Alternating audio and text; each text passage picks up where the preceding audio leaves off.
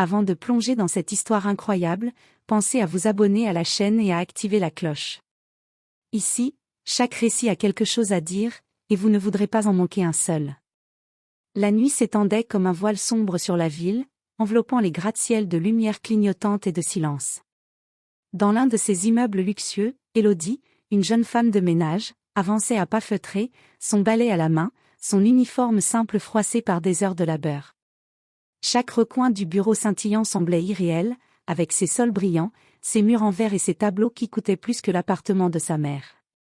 Ici, elle n'était rien qu'une ombre, invisible aux yeux du monde, sauf pour lui. Marc Delacroix, le PDG milliardaire, maître de ces lieux, ne voyait pas Élodie comme une employée mais comme un objet de distraction dans ses nuits solitaires et luxueuses. Ses avances, d'abord subtiles, étaient devenues des assauts quotidiens. Chaque soir, quand le reste du monde dormait, il s'approchait d'elle dans les bureaux vides, et chaque fois, elle le suppliait, la voix tremblante et les mains serrées, « S'il vous plaît, arrêtez, je vous en prie. » Mais Marc, sûr de son pouvoir, ignorait ces paroles. Pour lui, l'argent achetait tout, même la peur. Chaque refus d'Élodie semblait attiser son obsession, et chaque supplication renforçait sa détermination. Les nuits passaient, et avec elles, la fatigue et le désespoir d'Élodie s'accumulaient.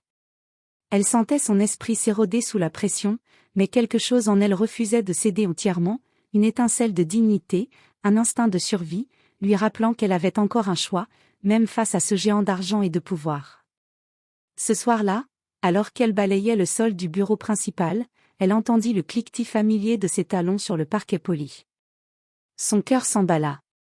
Elle savait qu'elle devait réfléchir vite, qu'une seule erreur pouvait transformer cette nuit en cauchemar irréversible. Mais au fond d'elle, elle sentait qu'un tournant approchait. Quelque chose allait changer. Et si elle trouvait enfin une alliée, un soutien inattendu dans l'ombre de ce monde doré? Peut-être qu'il était temps de reprendre le contrôle de sa vie, avant qu'il ne soit trop tard. Chaque nuit, les bureaux du gratte-ciel semblaient se transformer en un labyrinthe où Élodie devait naviguer entre peur et survie. Les lumières fluorescentes projetaient des ombres longues et froides sur le sol poli, et chaque bruit, le cliquetis des talons, le froissement du papier, le grincement d'une chaise la faisait sursauter.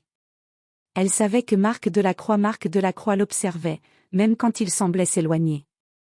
Ce soir-là, alors qu'elle vidait une corbeille près du bureau principal, il apparut derrière elle, silencieux comme une ombre. Elle sentit son souffle chaud dans son cou et son cœur battit à tout rompre. « Élodie » murmura-t-il, un sourire énigmatique aux lèvres.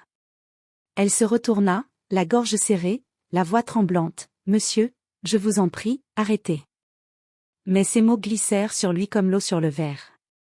Marc s'approcha encore, son regard intense accroché au sien. Il ne comprenait pas la peur, pour lui, la richesse et le pouvoir étaient des armes qui l'autorisaient à franchir toutes les limites. Élodie recula, le dos contre le mur, ses mains cherchant un appui invisible. Son esprit s'emballa. Comment échapper à cet homme qui contrôlait tout, y compris son destin? Dans ce moment de désespoir, elle entendit un bruit derrière la porte entr'ouverte, une autre présence, une alliée peut-être. Clara, la jeune secrétaire, apparut discrètement, les yeux emplis d'inquiétude. Elle fit un signe à Élodie, comme pour lui dire qu'elle n'était pas seule. Ce fut une lueur d'espoir. Peut-être que cette nuit ne serait pas comme les autres. Peut-être que, pour la première fois, Élodie pourrait trouver un moyen de reprendre le contrôle de sa vie. Mais pour cela, il fallait être rusée, rapide et courageuse, car Marc Delacroix ne lâchait jamais rien, et chaque mouvement imprudent pouvait coûter cher. Après l'incident de la nuit précédente, Élodie se sentait encore tremblante, mais quelque chose avait changé. Clara l'avait observée depuis l'ombre, silencieuse mais attentive, et avait compris qu'Élodie avait besoin d'aide. La jeune secrétaire savait que Marc Delacroix ne plaisantait jamais, mais elle connaissait les failles du bureau et certains secrets que même le PDG croyait enfouis. « Élodie, tu ne peux pas continuer seule », murmura Clara un soir, dans le silence des couloirs vides. « Si tu veux t'en sortir, il faut être stratégique. » Élodie écouta, le souffle court, chaque mot gravé dans son esprit.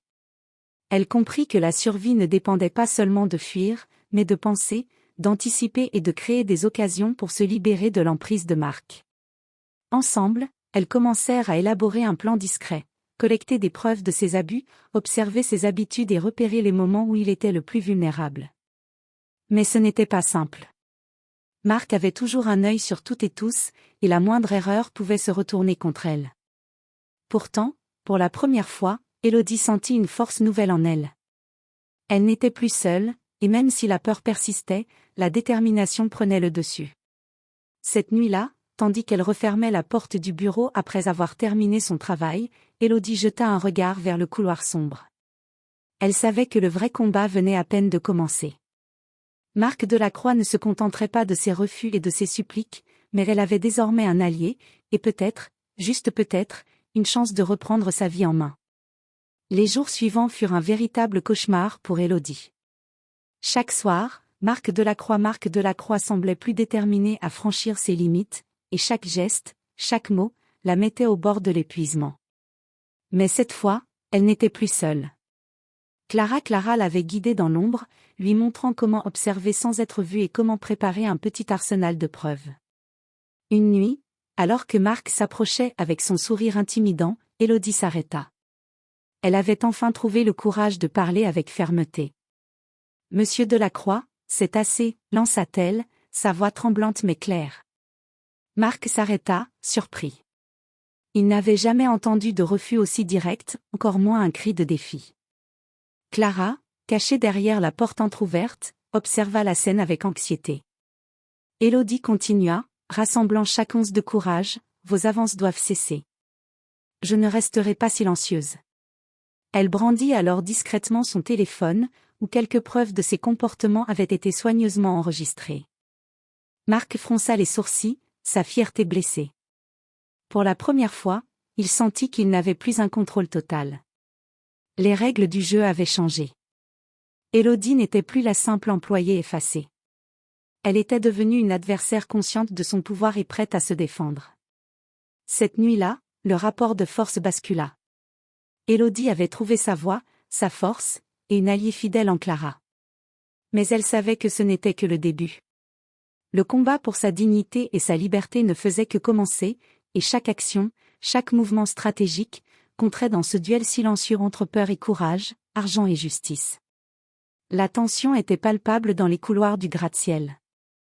Élodie et Clara avaient attendu des semaines, observant les habitudes de Marc Delacroix, notant chaque détail, chaque moment où il baissait sa garde. Cette nuit-là, elle savait que le moment était venu.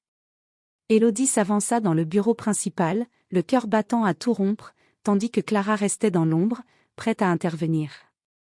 Marc apparut, l'air confiant comme toujours, mais il sentit immédiatement que quelque chose avait changé. La peur qu'il inspirait d'ordinaire s'était transformée en détermination chez Élodie.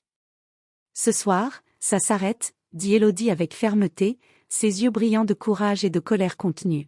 « Je ne suis plus votre victime. » Marc la dévisagea, surpris, mais Élodie ne recula pas.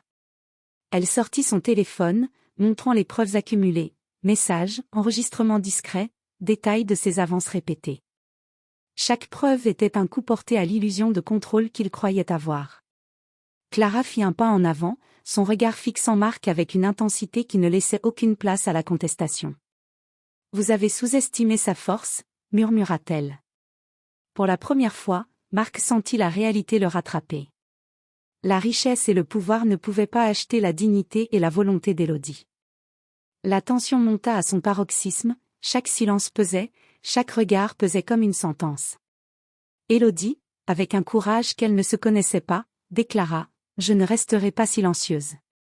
Si vous continuez, le monde saura tout. » La menace était implicite mais claire, son pouvoir sur elle avait pris fin. Marc recula légèrement, conscient qu'il avait franchi une ligne irréversible. La peur qu'il inspirait était remplacée par la prudence. Pour Élodie, c'était la première victoire, elle avait retrouvé sa voix, sa dignité et sa liberté. Cette nuit-là, le gratte-ciel, autrefois symbole de sa peur, devint le théâtre de sa libération. Et tandis qu'Élodie quittait le bureau pour la première fois sans trembler, elle savait que sa vie venait de changer à jamais. Elle n'était plus une ombre dans la richesse des autres, elle était enfin libre.